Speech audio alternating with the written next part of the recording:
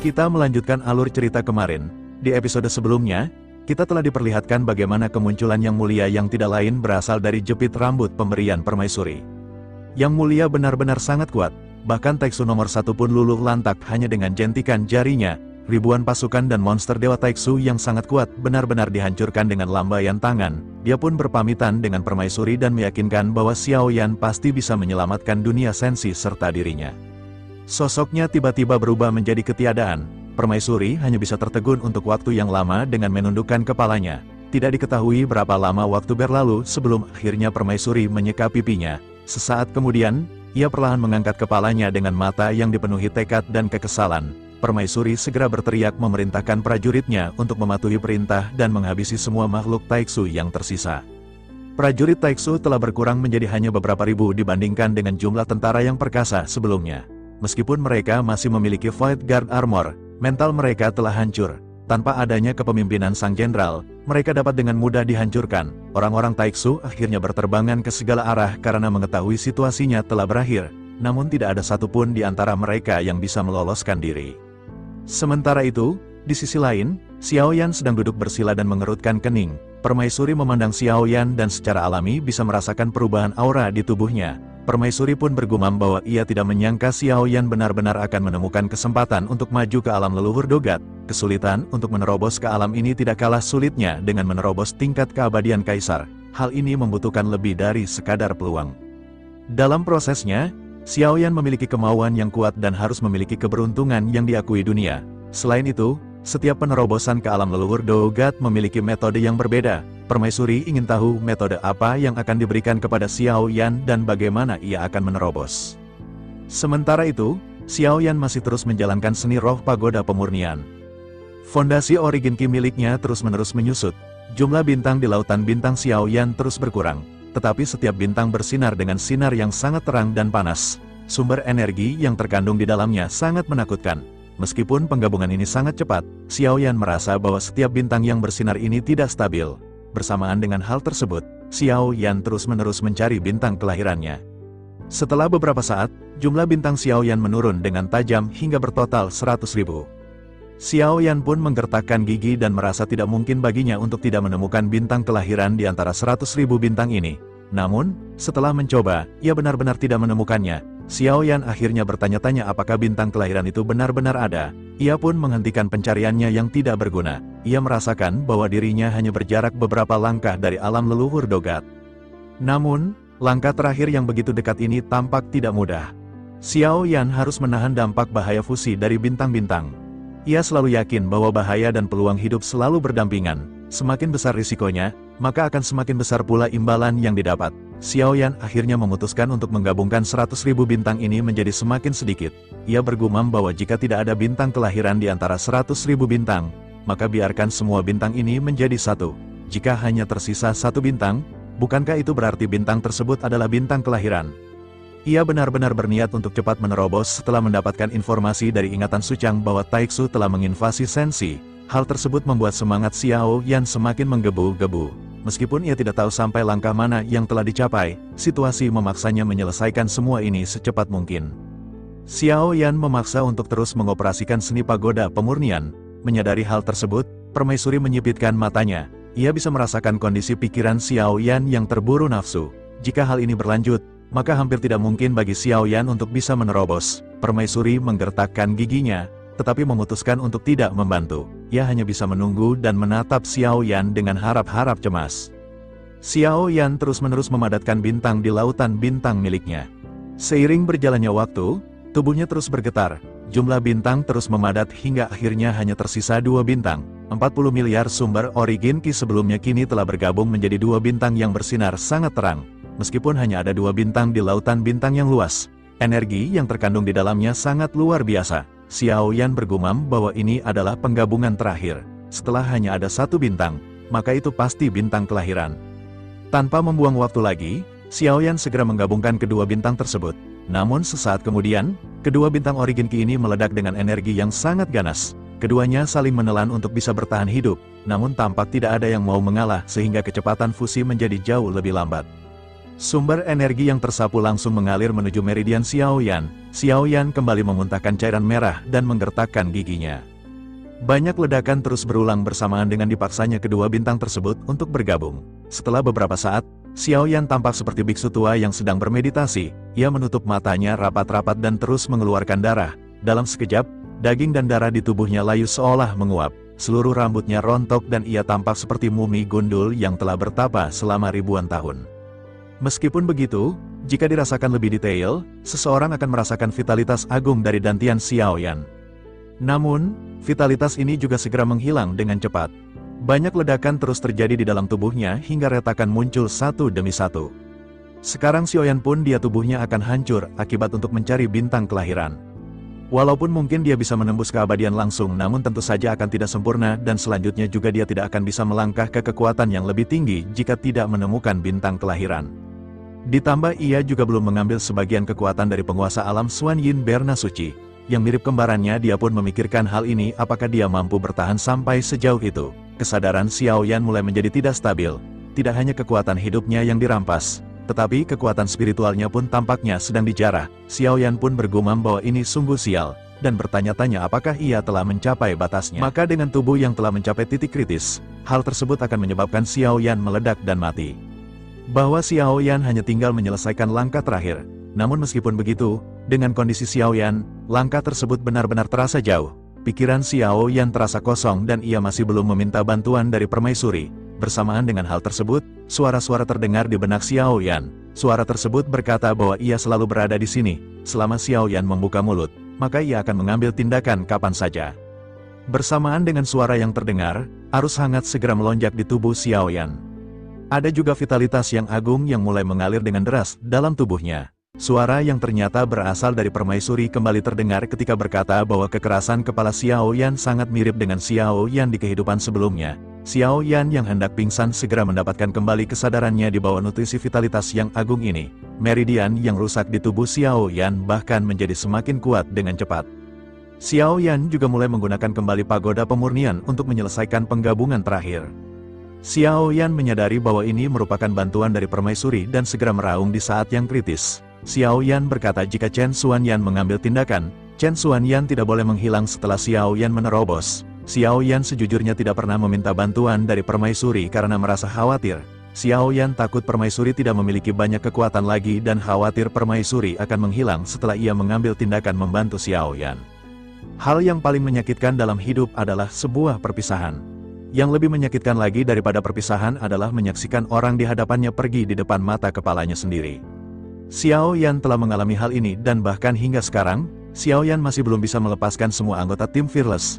Ketika Xiaoyan memasuki tempat ini, Xiaoyan sesungguhnya menggunakan permaisuri sebagai batu loncatan. Xiaoyan tidak terlalu peduli dengan bantuan permaisuri pada awalnya, namun di hadapan ketulusan dari permaisuri, bagaimana mungkin Xiaoyan masih merasa dingin? Permaisuri sudah memiliki bobot di hati Xiaoyan dan ia berharap bahwa setelah semuanya tenang, Xiaoyan masih memiliki kemampuan untuk membantu permaisuri bangkit. Xiaoyan menggertakkan gigi dan setelah tidak adanya respon dari permaisuri, Xiaoyan kembali berteriak. Xiaoyan berkata bahwa ia tahu Chen Xuanyan mendengarnya. Dengan tidak adanya tanggapan ini, Xiaoyan berniat untuk berhenti dan dengan paksa melepaskan diri dari kondisi kultivasi. Xiaoyan tidak bisa menerima jika permaisuri pergi dengan cara ini. Di dalam hidup Xiaoyan, ada terlalu banyak hal dan orang yang kehilangan nyawa mereka seperti ini karena dirinya. Bersamaan dengan Xiaoyan yang menghentikan pergerakan dari pagoda pemurnian, suara dari permaisuri pada akhirnya kembali terdengar. Permaisuri berkata bahwa ia masih di sini.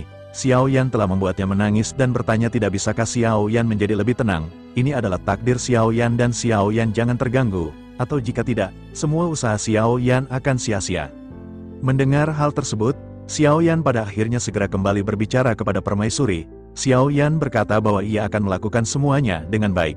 Saat ia memiliki kekuatan seperti yang mulia, maka Xiaoyan akan memberikan harapan terbaik. Putri Xiaoyan adalah ratu dunia bawah, dan selama jiwa dari Chen Xuanyan masih ada, Putri Xiaoyan pasti akan bisa membangkitkannya. Begitu suara Xiaoyan terdengar, ia kembali fokus pada proses penggabungan. Xiaoyan menyadari bahwa ia tidak bisa mengabaikan usaha dari permaisuri. Xiaoyan akhirnya menggertakkan giginya dan di bawah asupan energi serta vitalitas yang kuat, ia terus-menerus menekan proses penggabungan. Setelah usaha untuk waktu yang lama, pada akhirnya kedua bintang bergabung menjadi satu. ledakan seketika terjadi dengan aura yang kuat dan mendominasi yang muncul dari Xiao Yan. Ini bukanlah kekuatan yang kuat, tetapi merupakan momentum aura yang mendominasi seolah-olah Xiao Yan sedang mendominasi dunia. Aura ini juga dapat dirasakan oleh semua makhluk keabadian yang berada di sekitar mereka. Semua segera melihat ke arah aura tersebut dengan takjub. Mata mereka pada akhirnya segera tertuju pada Xiao Yan yang duduk bersila. Di antara banyak orang yang terkejut, ada juga Zuki yang berdiri di atas binatang terbang. Matanya tertuju kepada Xiao Yan karena ia tahu bahwa Xiao Yan sedang membuat terobosan. Namun dengan terdapatnya permaisuri di samping Xiao Yan, bagaimana mungkin Zuki berani pergi mengganggu? Tentu saja Zuki juga tidak pernah berpikir untuk memanfaatkan kesempatan demi menghancurkan orang lain meskipun ia tidak mengetahui hubungan di antara mereka. Meskipun mereka saling berhadapan, mereka sebenarnya tidak memiliki kebencian yang mendalam satu sama lain. Merasakan aura yang datang dari Xiao Yan, Zuki juga belum pernah memiliki aura seperti ini bahkan setelah ia menerobos ke tingkat keabadian. Zuki memiliki sedikit kecurigaan karena Xiao Yan sama seperti dirinya yang bisa menggunakan klon. Namun jika dilihat dari auranya, aura yang dipancarkan ini bukan berasal dari klon Xiao Yan melainkan merupakan aura jati diri Xiao Yan sendiri. Zuki pun bergumam bahwa masih belum ada aura keabadian dan orang ini masih berada di tingkat dogat. Namun jika ia masih di tingkat dogat dengan momentum yang begitu kuat, mungkinkah ia telah menerobos ke alam legendaris di antara dogat? Zuki sedikit merenung mengenai alam leluhur seperti ini. Zuki telah mendengarnya namun ia hanya tahu sedikit. Zuki juga telah mencoba yang terbaik untuk menjelajahi alam misterius ini, tetapi setelah menghabiskan ribuan tahun tanpa hasil, ia pada akhirnya menyerah. Zuki menarik kesimpulan dan tidak yakin apakah alam leluhur ini benar-benar ada. Zuki lanjut bergumam bahwa ia ingat alam legendaris itu disebut dengan alam leluhur dogat. Dikabarkan bahwa permaisuri merupakan salah seorang yang telah berhasil menerobos alam leluhur dogat. Zuki pikir ini hanyalah alam yang dibuat-buat, tetapi ternyata tidak, dan hal tersebut benar-benar ada. Sementara itu kembali ke Xiao Yan yang menghela nafas. 40 miliar origin Qi telah bergabung menjadi satu dan ini merupakan bintang besar yang bersinar terang. Ada garis merah yang muncul dari bintang dan ini merupakan garis merah yang pernah dilihat oleh Xiao Yan. Xiao Yan pun dengan sadar segera perlahan mengulurkan tangannya dan meraih garis merah tersebut dengan erat. Bersamaan dengan hal tersebut, kenangan mendalam yang tak terhitung jumlahnya segera melintas di benak Xiao Yan. Pemandangan ini muncul kembali seolah-olah semuanya benar-benar nyata. Sudut mata Xiao Yan seketika basah karena kenangan inilah yang ingin Xiao Yan lindungi sepanjang hidupnya. Satu demi satu wajah-wajah yang familiar, ayah dari benua Douqi dan yang lainnya kembali ke dalam ingatan. Begitu banyak kenangan yang melonjak membuat Xiao Yan bertanya-tanya dalam dirinya. Xiao Yan benar-benar ragu bagaimana ia akan bisa memenuhi tugas penting dengan kekuatannya. Bagaimana Xiao Yan bisa melindungi semua orang yang disayanginya, meskipun ia telah mencoba yang terbaik. Semuanya benar-benar tampak menjadi bumerang. Taixu bahkan datang jauh lebih awal daripada yang diharapkan. Dengan begitu Xiao Yan tidak memiliki waktu lebih untuk bisa berlatih.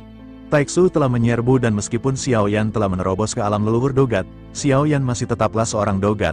Hal ini memberikan tekanan yang luar biasa di hati Xiao Yan dan ia tidak tahu bagaimana menghadapi pertempuran selanjutnya. Jika bukan karena teknik pembentuk kehidupan yang diberikan oleh Dewa Jahat dan bantuan dari klon milik Xiao Yan, ia bahkan tidak akan bisa melakukan pertempuran dan mencapai titik ini hari ini. Xiao Yan benar-benar bingung dan tidak ada yang tahu tekanan serta kebingungan di hati Xiao Yan. Namun Xiao Yan selalu merasa bahwa ia tidak boleh lemah dalam hal apapun. Xiao Yan harus berdiri tegak untuk mendukung segalanya dan harus berusaha keras untuk menjadi semakin kuat. Setelah mencapai titik ini, Xiao Yan secara alami memahami bahwa semakin besar kemampuannya, semakin besar pula tanggung jawabnya. Xiao Yan tidak lagi mengeluh dan kembali fokus berusaha sekuat tenaga untuk memperkuat dirinya. Ketekunan ini jugalah yang pada akhirnya benar-benar memadatkan 40 miliar lebih origin Qi Xiao Yan menjadi satu. Xiao Yan akhirnya membuka matanya dan aura yang kuat segera terpancar. Xiao Yan tidak bisa merasakan berapa banyak origin Qi yang ia miliki, hanya bisa merasakan dari satu-satunya bintang di tubuhnya apa yang terkandung di dalamnya dengan origin Qi yang tidak ada habisnya. Perasaan ini benar-benar belum pernah dirasakan oleh Xiao Yan. Ia akhirnya melihat sekeliling dan tampak sedang mencari sesuatu. Setelah beberapa saat, Xiao Yan menggertakkan gigi karena tidak melihat keberadaan permaisuri. Xiao Yan pun segera berteriak, "Di manakah Chen Xuan Yan berada?" Xiao Yan tidak peduli dengan pandangan orang-orang di sekitar. Namun karena pertempuran sebelumnya, jarak semua orang berada jauh dari Xiao Yan. Dengan begitu hampir tidak ada yang bisa mendengar suara teriakannya. Xiao Yan terus-menerus meneriakkan nama Chen Xuan Yan. Namun sesaat kemudian sesosok muncul di belakang dan menghantam kepala Xiao Yan. Xiao Yan sedikit terhuyung dan mengusap bagian kepala belakangnya sambil berteriak sakit. Sebuah suara yang familiar segera terdengar di belakang Xiao Yan. Suara tersebut berasal dari permaisuri yang baru saja muncul dari kegelapan dan menatap ke arah Xiao Yan dengan marah. Permaisuri bertanya apakah Xiao Yan benar-benar menganggap dirinya sebagai Gu Zhongsheng atau memang senang memanggil permaisuri dengan namanya. Melihat permaisuri yang muncul, Xiao Yan tidak marah dan sedikit nyengir. Xiao Yan merasa sedikit malu dan senyuman akhirnya merekah di wajahnya. Xiao Yan berkata bahwa ia sangat senang Chen Xuan Yan masih berada di sini. Mendengar apa yang dikatakan oleh Xiao Yan, mata dari permaisuri berbinar ketika menatapnya. Permaisuri pun tersenyum menatap Xiao Yan dengan mata yang menawan. Melihat ada yang tidak beres di mata permaisuri, Xiao Yan merasakan adanya firasat buruk. Permaisuri mendekati Xiao Yan dan tanpa sadar Xiao Yan mundur beberapa langkah. Permaisuri juga mengangkat sudut mulutnya menjadi senyuman sebelum akhirnya berbicara ke arah Xiao Yan dengan serius. Permaisuri berkata sepertinya Xiao Yan telah jatuh cinta kepadanya. Xiao Yan tidak lagi menghindari pertanyaan ini dan mengangkat bahu sebelum akhirnya mengangguk. Permaisuri segera melambaikan lengan bajunya dan penghalang emas muncul di sekeliling. Permaisuri lanjut menepuk kelinci Bingyun yang segera berubah menjadi ukuran sesungguhnya, membantu menjadi kasur yang lembut. Xiao Yan terkejut dan menyadari apa yang ingin dilakukan oleh permaisuri. Ia pun segera berkata sebaiknya Yuan Er menunggu dan mendengarkan Xiao Yan. Bukankah Yang Mulia telah berbicara bahwa Yuan Er tidak bisa memaksa Xiao Yan? Permaisuri tidak menanggapi perkataan Xiao Yan dan menjelaskan bahwa Yang Mulia telah mati. Xiao Yan hanya bisa terdiam sebelum akhirnya berkata sebaiknya Yuan Er melepaskannya. Masih ada urusan penting yang harus dihadapi. Xiao Yan tidak menyukai perasaan dilema yang berada di dalam hatinya. Permaisuri masih tidak menanggapi dan kembali meledek dengan berkata bahwa ia menyukai hal ini. Xiao Yan pun hanya bisa tertegun dan ketika permaisuri menyentuh tubuhnya, ia pun tanpa sadar segera berteriak sedikit. Permaisuri segera berkata sebaiknya Xiao Yan terus berteriak karena semakin keras ia berteriak, semakin bersemangat permaisuri. Prajurit permaisuri juga sudah berada di luar bola emas. Ada ratusan ribu sosok dari istana dewa pemburu semuanya memandangi bola emas dengan tatapan serius. Zuki juga memasang tatapan serius dan di saat yang sama ia menghela nafas penyesalan yang panjang. Semua orang merasa bahwa permaisuri dan Xiao Yan sedang melakukan sesuatu yang penting. Jian Xiangyang juga tertegun dan memiliki pemikiran yang sama. Rata-rata di antara mereka bergumam sepertinya permaisuri akan memberi Xiao Yan ke... Entah berapa lama waktu berlalu dan Xiao Yan terlihat tidak memiliki ekspresi di wajahnya. Xiao Yan berbaring telanjang di atas punggung kelinci Bingyun. Mata Xiao Yan terlihat kosong dan tidak ada yang tahu apa yang dipikirkannya. Di sampingnya, wajah permaisuri tampak kemerahan. Xiao Yan terdiam untuk waktu yang lama dan hal ini bukan karena ia tidak bahagia.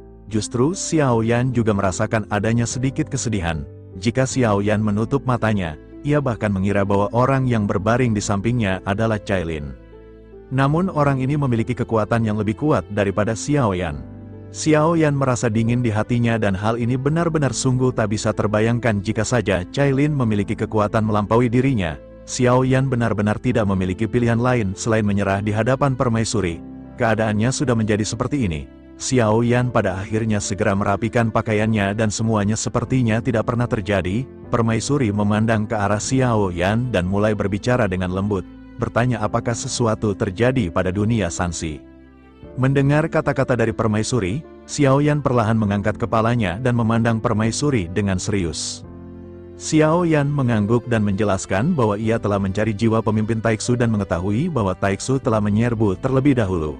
Menurut informasi yang diperoleh, mereka setidaknya membutuhkan waktu 1000 tahun, tetapi informasi terbaru menyatakan Taixu telah menyerbu. Titik terobosannya juga adalah kampung halaman Xiao Yan. Permaisuri pun mengangguk ringan, ia segera berkata pantas saja Xiao Yan menyentuh ambang alam leluhur begitu cepat. Xiao Yan tersenyum pahit dan menggelengkan kepalanya. Berbicara mengenai alam leluhur para dewa, Xiao Yan masih belum bisa merasakan lebih banyak manfaatnya. Xiao Yan berkata apa gunanya menerobos alam leluhur para dewa, bahkan jika belum mencapai keabadian. Selama invasi dari Taixu sebelumnya, pertempuran berikutnya pasti akan lebih brutal dan tidak mungkin baginya mengubah situasi dengan kekuatannya saat ini. Permaisuri kembali mengangguk dan memandang Xiao Yan dengan serius. Ia merasakan adanya ketidaksabaran Xiao Yan ketika berkultivasi sebelumnya. Permaisuri harus kembali mengingatkan bahwa apa yang dikatakan Xiao Yan memang benar. Dengan kekuatannya saat ini memang terlalu sulit untuk bersaing dengan Taixu. Yang terbaik adalah Xiao Yan bisa mencapai keabadian kaisar. Namun hal semacam ini tidak lagi bisa dilakukan dengan memaksakannya. Xiao Yan menganggukkan kepalanya karena secara alami mengetahui hal tersebut. Hanya saja hati Xiao Yan dekat dengan kampung halamannya di benua Douqi dan benua Dou Di. Informasi tersebut benar-benar membuat Xiao Yan tidak bisa tenang. Permaisuri berkata bahwa Xiao Yan tidak perlu terlalu khawatir. Menurut analisisnya, lokasi kampung halaman Xiao Yan seharusnya relatif lemah. Xiao Yan mengangguk dan berkata memang benar kehampaan di sana memiliki kekuatan tempur terlemah. Itulah sebabnya Taixu memilih untuk menyerang dari sana. Permaisuri menganggukkan kepalanya dan berkata meskipun begitu Xiao Yan tetap tidak perlu khawatir. Kehampaan di kampung halamannya mungkin tidak selemah yang dikira.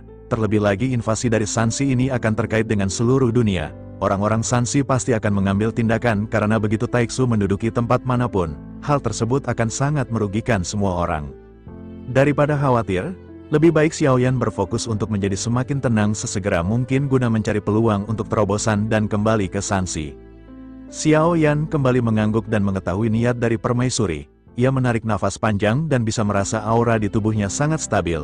Xiao Yan segera kembali mengucapkan terima kasih. Permaisuri tersenyum dan berkata bahwa Xiao Yan tidak perlu berterima kasih karena setiap orang mendapatkan apa yang mereka butuhkan. Terlebih lagi keterampilan Xiao Yan memang bagus. Melihat ekspresi permaisuri yang tersenyum meledek, Xiao Yan tersipu malu. Ia tahu kemana arah pembicaraan tersebut dan hanya bisa tersenyum pahit. Bersamaan dengan Xiao Yan yang terdiam, permaisuri kembali melambaikan tangannya. Bola penghalang keemasan menghilang dan sosok Xiao Yan serta permaisuri kembali berada di hadapan semua orang. Xiao Yan menoleh ke arah Zuki di kejauhan yang tampak sedang memperhatikannya. Ia bergumam bahwa sudah waktunya untuk menyelesaikan permasalahan selanjutnya. Permaisuri berbicara bahwa jika Xiao Yan ingin menerobos ke keabadian Kaisar, menerobos ke alam leluhur Dogat dapat dianggap setengah langkah. Namun energi dunia di dalam diri Xiao Yan masih jauh dari cukup, tentu kamu harus mengambil dari yang disebutkan. Xiao Yan segera melangkah maju dan ledakan seketika terjadi. Tubuhnya berubah menjadi pelangi dan suara ledakan sonik bergemuruh. Orang-orang dari istana Dewa Pemburu segera mengepung Xiao Yan, namun begitu mereka datang, mata Xiao Yan menjadi semakin dingin. Aura kuat menyebar keluar dalam sekejap membuat mereka tegang dan kesulitan bernapas. Mereka hanya bisa memandang Xiao Yan dengan tatapan ngeri dan tidak berani melangkah maju meskipun jelas merasakan aura di tubuhnya tidak kuat. Xiao Yan memandang Zuki dari jarak dekat dan berkata bahwa ia datang karena harus ada akhir di antara mereka. Zuki mengangguk tetapi tampak terlihat bingung. Ia ingin mencari tahu kebenaran dari semuanya. Zuki meminta Xiao Yan untuk menjelaskan mengapa ini terjadi. Siapakah Zuki dan siapakah Xiao Yan? Zuki menggertakkan giginya karena benar-benar tidak mengetahui mengapa Xiao Yan terlihat mirip dengannya. Awalnya ia mengira Xiao Yan adalah peniru, namun sekarang ia meragukan dirinya sendiri. Zuki tidak memiliki orang tua atau kerabat dalam ingatannya. Begitu Xiao Yan muncul, sosoknya seperti melihat kerabat dekat.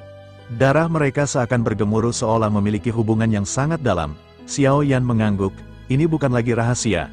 Namun Xiao Yan masih merasa tidak masuk akal jika Zuki juga merupakan reinkarnasi dari Yang Mulia. Hanya ada satu jiwa yang bisa bereinkarnasi dalam satu kehidupan. Xiao Yan bertanya apakah Zuki tahu mengenai Yang Mulia. Zuki menggelengkan kepalanya. Ia hanya pernah mendengar gelar itu dari cerita dan tidak pernah memastikannya secara spesifik. Xiao Yan lanjut bertanya apakah Zuki memiliki orang tua. Zuki terkejut dan perlahan menggelengkan kepalanya. Bergumam bahwa tidak ada hal seperti itu di dalam ingatannya. Xiao Yan menjelaskan bahwa jika begitu, seharusnya Zuki diubah oleh jiwa yang ditinggalkan oleh Yang Mulia. Yang artinya kamu hanyalah jejak jiwa dari Yang Mulia dan menjadi hidup dan menjadi seorang manusia di alam ini. Xiao Yan bertanya kepada permaisuri untuk meyakinkan. Permaisuri muncul di samping Xiao Yan dan mengangguk. Ia menjelaskan bahwa selain dari jejak jiwa, ada juga energi dunia sehingga Zuki memiliki kehidupan yang mandiri. Ia pernah ingin memiliki seorang putra bersama Yang Mulia. Tetapi Yang Mulia menolaknya. Mendengar hal tersebut, Xiao Yan merasa sedikit aneh dan bertanya apakah Yang Mulia benar-benar tidak memiliki anak. Sejauh yang ia tahu, Yang Mulia memiliki seorang putri yang telah bereinkarnasi menjadi putri Xiao Yan. Permaisuri menoleh dengan ekspresi kesepian dan berkata jika begitu permasalahannya, ternyata Gu Zongsheng hanya tidak ingin melahirkan anak bersama dengan permaisuri. Xiao Yan tercengang dan merasa sedih. Ia tidak menyangka pembahasan ini akan membuat permaisuri tertekan. Xiao Yan menghibur permaisuri dengan berkata bahwa Yang Mulia pasti memiliki alasannya. Permaisuri kembali menatap tajam dan bertanya jika Gu Zongsheng adalah Xiao Yan, Apakah ia bersedia memiliki anak bersama permaisuri? Xiao Yan tidak tahu bagaimana menanggapi. Melihat Xiao Yan terdiam, permaisuri tampak semakin acuh tak acuh. Xiao Yan menggertakkan giginya dan berkata jika Yuan Er dapat dihidupkan kembali, maka ia bersedia. Permaisuri segera menempelkan tubuhnya kepada Xiao Yan dan menciumnya. Semua orang seketika terkejut. Xiao Yan tertegun tetapi hanya bisa pasrah. Ia memutuskan untuk memeluk permaisuri erat-erat. Emosi meledak di antara keduanya dan ratusan ribu orang melihat adegan ini. Setelah beberapa saat keduanya berpisah, permaisuri berbisik di telinga Xiao Yan bahwa meskipun ia tahu Xiao Yan berbohong, ia ingin mengucapkan terima kasih. Gu Zongsheng bahkan tidak akan pernah berbohong. Ia tampak seperti bongkahan kayu yang menyebalkan jika dibandingkan dengan Xiao Yan. Zuki menyadari sepertinya mereka tidak berbohong. Menggabungkan semua faktor, Zuki menganalisis identitasnya. Ia bergumam mungkinkah ia adalah jejak jiwa dan Xiao Yan adalah reinkarnasi yang mulia. Xiao Yan mengiyakan dan menjelaskan bahwa Zuki adalah jiwa spiritual dari yang mulia. Zuki bertanya apakah ada kemungkinan ia bisa menggantikan Xiao Yan. Zuki ingin menjadi kuat dan pernah mengira ia adalah yang terpilih. Namun keyakinannya runtuh dalam sekejap. Ia memahami bahwa kini pertarungan antara Xiao Yan dan Zuki tidak lagi bisa dihindari. Hanya akan ada satu di antara mereka yang bisa bertahan. Tidak lama setelah itu tiba-tiba ruangan terbelah, tiba-tiba muncul beberapa orang dengan aura kekuatan yang sangat dahsyat yang tidak lain itu adalah tubuh asli dari Zuki. Sosok ini jelas merupakan wujud asli dari Zuki. Adapun ratusan sosok di belakangnya, Xiao Yan pada saat ini juga mengerutkan kening ketika menatap mereka. Xiao Yan juga memiliki klon, dan ia dapat dengan mudah mengetahui bahwa ratusan sosok di belakang Zuki ini adalah klon miliknya. Hal ini membuat Xiao Yan sangat terkejut. Ia tidak pernah menyangka bahwa Zuki memiliki sejumlah klon yang begitu banyak. Ketika melihat begitu banyak klon, Xiao Yan hanya bisa mengerutkan kening. Ia mulai sedikit ragu dan bergumam bahwa Zuki juga memiliki banyak klon. Mungkinkah ia juga memiliki seni pembentuk kehidupan sama seperti dirinya? Xiao Yan pada akhirnya berpikir bahwa tampaknya Yang Mulia meninggalkan jejak jiwa ini untuk menggantikan Xiao Yan. Jika Xiao Yan gagal dalam tugas, maka sepertinya Zuki yang akan menggantikannya. Xiao Yan diam-diam bergumam bahwa sepertinya Yang Mulia belum menaruh semua harapannya pada Xiao Yan sebagai bidak catur. Xiao Yan menghela napas dan berpikir bahwa Yang Mulia benar-benar memiliki rencana yang di luar pemikiran Xiao Yan. Yang Mulia menyiapkan rencana cadangan jika Xiao Yan benar-benar mati di dalam pertempuran. Memikirkan hal ini, Xiao Yan pada akhirnya mengepalkan tinjunya sedikit dan menatap kembali ke arah Zuki. Xiao Yan terlihat memiliki tekad yang kuat di matanya karena ia tahu bahwa di dalam pertempuran ini, ia harus menang. Xiao Yan pun mengepalkan tangannya dan tidak lagi peduli dengan nasibnya sendiri. Sekarang, Xiao Yan lebih mementingkan nasib keluarga serta teman-teman yang ingin dilindunginya. Sementara itu di sisi lain, Zuki pada akhirnya segera membuka mulutnya dan berbicara kepada Xiao Yan. Zuki pada saat ini tampaknya telah dipenuhi dengan pemahaman dan tekad. Zuki berkata bahwa menurut apa yang dikatakan oleh Xiao Yan, Zuki hanyalah sisa jiwa dari Yang Mulia. Sementara itu, Xiao Yan adalah reinkarnasi sejati dari Yang Mulia. Ini adalah celah di antara mereka. Tetapi Zuki berpikir karena ia ada, pasti akan ada makna di dalam keberadaannya. Dengan begitu, maka pertempuran ini juga merupakan kesempatan bagi Zuki. Xiao Yan sedikit terkejut mendengar apa yang baru saja dikatakan oleh Zuki. Bagaimanapun juga, Zuki adalah salah satu cerca jiwa dari Yang Mulia. Dengan begitu, kecerdasan dari Zuki tidak perlu diragukan lagi. Setelah kemunduran permaisuri, Istana Dewa Pemburu juga tidak diragukan lagi telah menjadi bukti kecerdasan Zuki. Zuki mampu menyadarinya dan tidak langsung kehilangan kepercayaan dirinya. Justru saat ini, Zuki tampaknya telah melihat peluang karena ia tidak ingin berakhir begitu saja. Selama ia bisa mengalahkan Xiao Yan, maka Zuki berpikir ia akan bisa menggantikan Xiao Yan. Zuki bisa mengambil jiwa Xiao Yan, dan dengan begitu, ia akan menjadi reinkarnasi dari Yang Mulia. Zuki pada akhirnya terlihat semakin bertekad dan benar-benar berniat untuk memenangkan pertempuran ini. Selain itu, sesungguhnya Xiao Yan dan Zuki memiliki temperamen yang berbeda. Zuki tidak memiliki terlalu banyak kekhawatiran saat melakukan sesuatu dan ia bisa bertindak lebih tegas jika dibandingkan dengan Xiao Yan. Zuki berbeda dengan Xiao Yan karena Zuki tidak memiliki keluarga ataupun orang tua. Dengan begitu, tidak ada yang perlu dilindungi oleh Zuki. Semuanya benar-benar berbanding terbalik dengan apa yang dialami oleh Xiao Yan.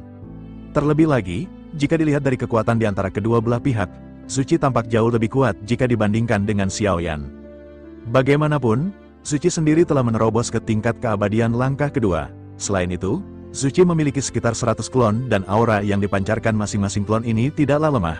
Ada beberapa makhluk keabadian di antara mereka dan sisanya adalah Dougat. Di sisi lain, Xiaoyan pada saat ini hanya memiliki 3 klon, dan salah satunya diambil dari Zuchi yakni klon Yonghe. Dengan begitu, perbedaan kekuatan yang besar di antara kedua belah pihak dapat terlihat dengan jelas. Namun, siapakah yang akan memenangkan pertempuran masih belum bisa dipastikan. Xiaoyan memandang ke arah Zuchi sebelum akhirnya mengepalkan tangannya. 3 warna api seketika terjalin dan menyatu di hadapan Xiaoyan. Angry Buddha Lotus Flame kembali terbentuk dan Xiaoyan tanpa banyak penundaan segera menjentikkan jarinya. Angry Buddha Lotus Flame di tangan Xiaoyan berputar dengan kecepatan yang sangat cepat. Teratai api itu segera naik hingga ribuan meter ke udara dan langsung menutupi Zuchi. Setiap orang yang melihat Angry Buddha Lotus Flame ini berteriak karena ini bukan pertama kali mereka melihatnya. Kekuatannya juga telah terbukti karena teratai api ini benar-benar dapat menghancurkan Dewa Taiksu terbesar. Mereka semua tidak berani mengabaikan kekuatan dari teratai api dan melesat mundur. Zuchi yang melihat pemandangan ini seketika matanya berubah menjadi sangat dingin. Sosok asli Zuchi berdiri di antara 100 klon sebelum akhirnya beberapa sosok bergabung dengan tubuh aslinya. Zuchi segera berteriak dengan suara yang dalam ketika mengeluarkan teknik seni menentang takdir. Aura di tubuh Zuchi meningkat dengan sangat cepat dan momentum yang ia pancarkan terus meroket. Kekuatan Zuchi yang berawal dari langkah kedua keabadian pada akhirnya berhenti di langkah ketujuh keabadian. Menyadari hal tersebut, Xiaoyan memiliki ekspresi yang serius. Ia menatap Zuchi yang mungkin lebih sulit dihadapi daripada Suchang. Namun meskipun begitu, Xiaoyan memutuskan untuk menggunakan kekuatannya sendiri dalam berhadapan dengan Zuchi. Pertarungan ini dan kesenjangan di antara kedua belah pihak terlihat seperti jurang yang besar. Hal itu seolah-olah membuat mustahil bagi Xiaoyan untuk memenangkan pertempuran. Sementara itu, teratai api di kejauhan pada akhirnya meledak untuk pertama kalinya. Lautan api yang bersinar sekali lagi meledak dengan cahaya yang menyilaukan di kehampaan yang gelap. Kekuatan mengerikan menyapu dengan gila-gilaan dan lautan api untuk sementara menelan kedua sosok yang berada di langit. Setelah beberapa saat, benturan tumpul terjadi di lautan api. Selanjutnya, sosok Xiaoyan terlihat melesat mundur dan tampak terhuyung ketika mencoba menstabilkan tubuhnya. Segera setelah itu, dari lautan api, sosok Zuchi keluar ke kehampaan, yang ternyata dirinya berhasil selamat dari ledakan ini. Zuchi memandang Xiaoyan dan berkata bahwa meskipun ia harus berterima kasih karena Xiaoyan telah memberitahunya, tetapi Zuchi juga ingin memenangkan pertempuran ini dan tidak ingin mati begitu saja.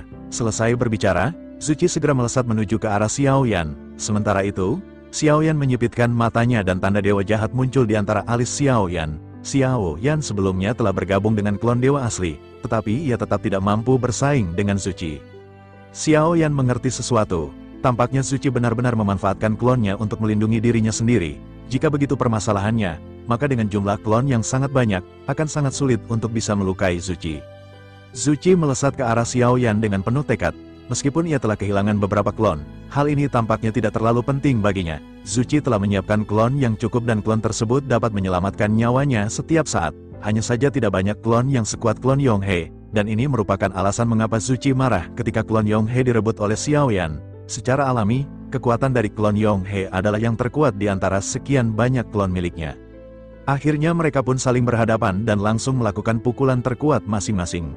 Keduanya bertabrakan dengan keras dan energi yang penuh kekerasan seketika menyebar. Suara dentuman yang berat bergemuruh terasa seperti guntur. Saat pukulan ini terjatuh, sosok Xiaoyan tampak sekuat batu dan tidak goyah.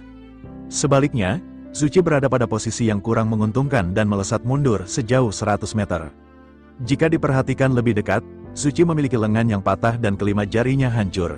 Zuchi menyipitkan matanya karena meski ia sudah siap secara mental dengan kekuatan fisik Xiaoyan, ia masih terkejut. Zuchi bergumam bahwa ini merupakan kekuatan fisik yang sangat kuat. Zuchi kembali mengepalkan tangannya yang kembali pulih ke posisi semula. Ia memandang tajam ke arah Xiaoyan yang auranya melonjak sesaat sebelum benturan terjadi. Merasakan aura yang meningkat seketika, Zuchi menebak bahwa peningkatan kekuatan Xiaoyan yang tiba-tiba ini berasal dari klon Yonghe. Zuchi menggertakkan giginya dan tidak ingin lagi menunda pertempuran.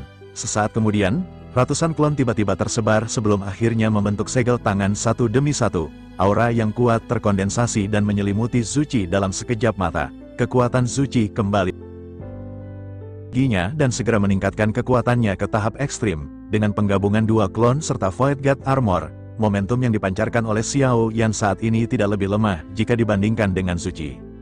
Zuchi di kejauhan menggertakkan gigi sebelum melesatkan tinju ke arah Xiaoyan. Pukulan Zuchi ini tidak cepat, tetapi tampak sangat mematikan. Melihat Zuchi melayangkan banyak tinju, Xiaoyan bergegas mengikuti ritme serangan tersebut. Dalam benturan ini, banyak serangan Zuchi yang menghantam tubuh Xiao Yan. Banyak lokasi di Void God Armor Xiao Yan tampak akan segera rusak. Xiao Yan segera mengeluarkan teknik tinju para dewa. Sosok Xiao Yan melintas dengan kecepatan sangat tinggi ketika melesatkan tinju ke arah Zuchi. Kedua belah pihak terjalin di langit dan banyak benturan terjadi. Xiao Yan juga mengeluarkan kekuatan dahsyat dari lengannya saat menggunakan teknik lengan penghancur dewa. Kekuatan tinju Xiao Yan meningkat secara dramatis. Begitu kedua tinju bertabrakan, terdengar suara klik dari tinju milik Zuchi. Zuchi kembali dipukul mundur ratusan meter oleh pukulan Xiao Yan. Lengan Zuchi kembali patah dan dengan cepat pulih sebelum akhirnya ia bergumam bahwa ini merupakan kekuatan yang sangat kuat. Suara meraung yang menggelegar Zuchi meraung marah, nadanya seperti guntur yang menghancurkan gunung, mengguncang setiap serat udara di sekitarnya. Gelombang langit iblis petir ungu, teriaknya dengan suara yang menusuk jiwa, saat kedua lengannya melayang perlahan ke atas seolah mengangkat seluruh berat langit sendiri. Di atas jari tengahnya yang terpampang, sebuah bola cahaya mulai mengembun, warna ungu pekat yang menyatu dengan kegelapan pekat, seolah alam semesta sedang melahirkan sesuatu yang tidak seharusnya ada. Petir-petir ungu menyambar dalam-dalam di dalam bola itu, berkelok-kelok seperti ular besar yang terkurung, dan kemudian terdengar suara yang panjang menyebar ke segala arah. Suaranya tidak seperti apapun yang pernah didengar sebelum ini, tipis hingga hampir tak terdeteksi, namun tajam seperti bilah pisau yang mengikis kulit bahkan dari jarak jauh. Namun Zuchi, sosok yang mengerikan di hadapan mereka, berdiri dengan tenang seperti batu besar yang tak tergoyahkan oleh badai. Ia tidak melakukan gerakan sedikit pun, hanya menatap dengan mata yang kosong seperti jurang kehampaan. Xiao Yan, yang berdiri beberapa langkah jauhnya, merasakan bulu roma di lehernya berdiri tegak. Suara itu tidak hanya terdengar di telinganya, tetapi merambat langsung ke dalam tulang punggungnya, membawa getaran yang aneh, lemah, namun mengerikan hingga membuatnya ingin muntah. Serangan yang tidak terlihat sesaat kemudian, seolah ada tangan tak kasat mata yang menusuk jantungnya. Xiao Yan merasakan berat luar biasa menghantam dadanya, membuatnya terengah-engah dan tubuhnya melengkung ke depan. Ketika matanya terkulai ke bawah, pandangannya langsung tertuju pada dada yang kini terbuka lebar, darah hangat membanjiri bajunya, mengalir deras ke lantai seperti sungai yang meluap. Void God Armor, baju besi legendaris yang katanya tak terkalahkan oleh segala serangan fisik, masih menutupi tubuhnya, namun lubang besar terbentuk tepat di tengah dada, seolah besi itu hanyalah kertas tipis yang mudah ditembus. Di balik lubang itu, daging dan darahnya terbentang terbuka, bahkan tulang rusuknya yang putih bersinar jelas terlihat di bawah sinar bulan yang suram. Mata Xiao Yan membelalak. Rasa terkejut meluap lebih kuat daripada rasa sakit yang menyengat. Dari mana serangan itu datang, ia tidak melihat apa-apa, tidak merasakan adanya energi yang mengarah padanya, tidak sedikit pun mendeteksi ancaman sebelum terluka parah. Baru saja ia bisa mengangkat kepalanya, suara tipis dan tajam itu kembali terdengar, kali ini lebih keras, lebih cepat, seperti bisikan iblis yang semakin dekat.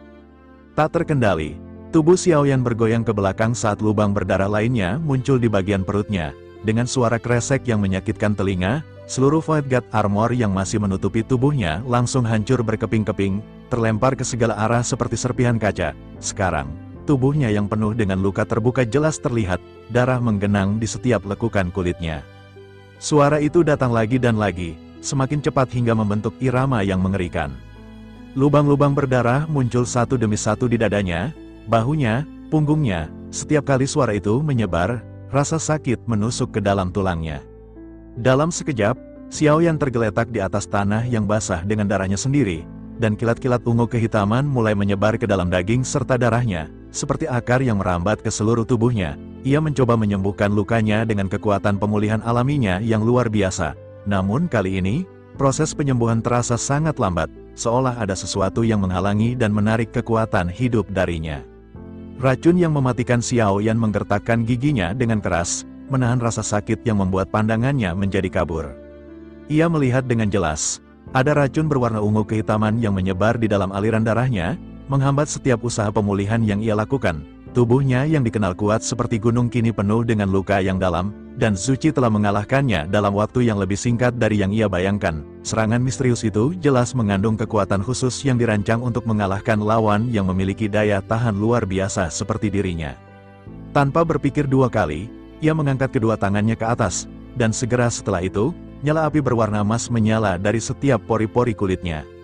Api itu menyebar ke seluruh tubuhnya, membungkus dirinya seperti selimut yang menyala. Dengan sengaja, ia membiarkan api itu menyentuh luka-lukanya, menyala dengan kuat untuk membakar dan memusnahkan setiap jejak petir ungu kehitaman yang ada di dalam tubuhnya. Rasa sakitnya semakin meningkat hingga membuatnya hampir pingsan, namun ia tetap bertahan. Karena di balik serangan Zuci yang dahsyat itu, ia merasakan krisis yang sungguhan. Jika ia tidak bertindak cepat, kematian akan datang kepadanya. Melihat Xiao Yan yang terluka parah namun masih berusaha bertahan, Zuci akhirnya bergerak. Wajahnya yang tanpa ekspresi tetap tidak berubah, namun kedua tangannya mulai mengumpulkan energi lagi. Bola cahaya ungu kehitaman yang lebih besar dari sebelumnya mulai mengembun di atas telapak tangannya. Petirnya menyambar lebih ganas dan mengeluarkan suara mendesis yang menusuk telinga. Ia siap melesatkan serangan akhir yang akan mengakhiri perjuangan Xiao Yan. Serangan balas yang EPIC Xiao Yan menyadari bahwa ia tidak punya waktu untuk menunggu lukanya pulih sepenuhnya. Dengan menggunakan semua kekuatan yang tersisa, ia menahan rasa sakit yang melumpuhkan dan perlahan mengangkat jarinya ke atas. Mata-matanya memancarkan kilatan kemarahan dan tekad yang tak tergoyahkan. Kekuatan keabadian, aktifkan, bisiknya dengan suara yang penuh dengan kekuatan. Dan segera setelah itu, aura kemasan yang kuat menyebar dari tubuhnya, bahkan mampu menekan energi gelap dari Zuci. Guntur surgawi penghancur kehampaan, kata-kata itu keluar dari bibirnya dengan suara yang menggema, dan dalam sekejap, guntur-guntur hitam pekat mulai menyambar dari langit yang tadinya tenang. Guntur-guntur itu menyatu dan menyapu ke segala arah, membentuk lautan guntur yang luas di sekitar tubuh Xiao Yan. Setiap kilatan membawa kekuatan untuk menghancurkan segala sesuatu yang ada di hadapannya, dan perlahan-lahan, guntur-guntur itu membentuk tembok-tembok besar yang menjaga dan melindungi dirinya. Teknik yang ia sebut penjara guntur penghancur kehampaan. Sementara itu, di kejauhan, Zuci mengangkat satu tangan besarnya yang kini dipenuhi dengan cahaya hitam pekat yang mengeluarkan energi mematikan. Dengan gerakan yang cepat namun penuh kekuatan, telapak tangan besar yang dibalut cahaya hitam itu melesat dengan kecepatan luar biasa ke arah. Suara ledakan yang mengguncang bumi dan langit terdengar saat telapak tangan cahaya hitam itu bertemu dengan penjara guntur penghancur kehampaan. Api dan guntur saling bertabrakan, menghasilkan percikan cahaya yang sangat terang hingga membuat semua makhluk di sekitarnya terpaksa menutup mata. Meskipun serangan Zuci membawa kekuatan luar biasa, penjara guntur yang terbentuk oleh Xiao Yan menunjukkan pertahanan yang jauh lebih kuat dari yang diharapkan. Setiap lapisan guntur bertahan dengan gigih, menyerap dan menangkis kekuatan dari serangan musuhnya. Serangan balas yang membara tanpa satu detik pun ragu. Xiao Yan melesat maju seperti kilat yang menyambar dari balik awan. Saatnya telah tiba untuk menyerang balik, bibirnya sedikit mengerucut, dan suara kerasnya bergema ke seluruh langit. 7 langkah mengguncang dewa. Langkah pertamanya jatuh dengan berat ke atas tanah yang sudah hancur berkeping-keping. Kekuatan keabadian yang agung mengalir dari setiap serat tubuhnya, terkondensasi menjadi segel kaki besar yang terbuat dari kehampaan pekat. Dengan gemuruh yang mengguncang tulang belakang, jejak kaki itu melesat seperti meteor ke arah Zuci. Tak berhenti sampai di situ, ia melangkah kedua, ketiga, setiap langkahnya membawa tekanan yang luar biasa, membuat udara di sekitarnya bergetar dan membentuk pusaran angin mematikan. 3 jejak kaki raksasa tiba bersamaan, menghantam area di mana Zuci berdiri dengan ledakan hebat yang membuat tanah terbuka lebar seperti jurang. Zuci segera mengangkat kepalanya. Ekspresi wajahnya yang tadinya dingin kini bergeser menjadi waspada total. Ia tidak berani sedikit pun gegabah. Rasa kagum menyelimuti dirinya sementara ia menghindari serangan dengan gesit. Bagaimana mungkin Xiao Yan, yang sudah terluka parah hingga hampir tak bernyawa, masih bisa mengeluarkan kekuatan sebesar ini? Ia seharusnya sudah tidak memiliki daya untuk melawan lagi, namun kenyataan membuktikan sebaliknya. Zuci menggertakkan giginya, rahangnya mengeluarkan suara kresek yang mengerikan. Wajahnya kini penuh dengan keseriusan yang belum pernah terlihat sebelumnya. Tanpa berlama-lama, ia mengangkat kedua tinjunya dan meninju ke arah langit berkali-kali dengan kecepatan luar biasa. Bayangan-bayangan tinju besar segera terbentuk di udara, setiap satu membawa kekuatan yang tak bisa disepelekan. Dalam sekejap, lesatan tinju Zuci bertabrakan dengan jejak kaki Xiao Yan. Ledakan berkepanjangan menyambar ke segala arah, dan kekuatan dari kedua serangan itu saling menyaingi dengan sengit. Tidak ada yang mau mundur sedikit pun. Melihat hal ini, mata Xiao Yan memancarkan kilatan keputusasaan dan tekad. Tanpa ragu, ia melangkah keempat. Langkah ini jauh lebih kental dari yang sebelumnya. Warna kehampaan di dalamnya semakin pekat, dan dengan kecepatan luar biasa melesat langsung ke arah Zuci yang tengah fokus menghadapi serangan sebelumnya. Setelah mengeluarkan langkah keempat, tubuh Xiao Yan bergoyang sedikit. Ia menggertakkan gigi dengan kuat, dan darah merah pekat mulai mengalir dari sudut mulutnya. Jelas, menggunakan teknik ini dengan kondisi tubuh yang lemah menghabiskan banyak kekuatan darinya. Namun ia tidak peduli. dengan tangan yang sedikit gemetar namun tetap stabil, ia mulai mengumpulkan seluruh kekuatan keabadian yang tersisa untuk langkah kelima. Langkah kelima muncul seperti gunung yang tiba-tiba muncul dari bawah tanah, kekuatannya jauh lebih besar dari yang sebelumnya, membawa tekanan yang begitu luar biasa hingga orang-orang yang menyaksikan dari kejauhan merasakan rasa takut yang menusuk ke dalam jiwa mereka. Udara di sekitarnya mulai melengkung, dan bahkan cahaya matahari seolah tersumbat oleh jejak kaki raksasa itu. Zuchi mengangkat kepalanya, wajahnya kini penuh dengan kekaguan yang dalam. Ia tidak berani sedikit pun mengabaikan serangan ini. Betapa kuatnya keterampilan bertarung ini, gumamnya dengan suara pelan namun jelas terdengar oleh semua orang. Apakah ini benar-benar teknik tingkat suci? Menurut perkiraannya, Xiao Yan hanyalah seorang Dougat, seharusnya tidak mungkin bagi seseorang di tingkat itu untuk menguasai teknik tingkat suci yang hanya bisa dikuasai oleh mereka yang berada di tahap yang jauh lebih tinggi. Namun ketika jejak kaki besar itu menghampiri dengan kekuatan yang tak terbantahkan, ia tidak punya pilihan selain menerima kenyataan yang ada di depannya. Serangan terakhir yang memusnahkan tanpa berlama-lama, Zuchi mulai membentuk segel-segel rumit di kedua tangannya dengan kecepatan luar biasa. Ratusan naga berkumpul, teriaknya dengan suara yang menggema, dan segera setelah itu, bayangan-bayangan ratusan klon muncul di belakangnya. Namun dengan cepat, daging dan darah dari klon-klon itu mulai layu dan menghilang, seolah energi mereka disedot habis dan masuk ke dalam tubuh Zuchi. Aura yang keluar dari tubuhnya kini mencapai tingkat yang belum pernah terlihat sebelumnya. Gelap pekat dengan kilatan ungu yang mengerikan, seolah ia telah menyatu dengan kekuatan iblis yang paling dahsyat. Suara jernihnya bergema ke seluruh langit saat ia mengeluarkan teknik terkuatnya, pemusnahan tingkat keempat.